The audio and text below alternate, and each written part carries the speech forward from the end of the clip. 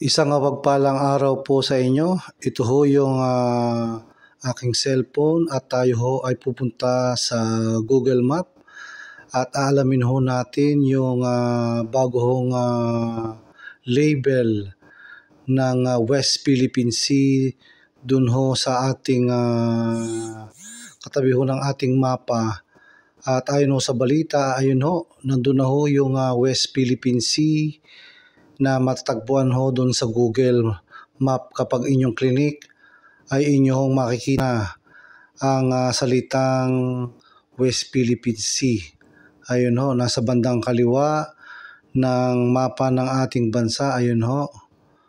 Kaya yung West Philippine Sea ho ay nailagay na ng Google Map. So yan lang ho ang ating may babahagi sa inyo ngayong araw na ito.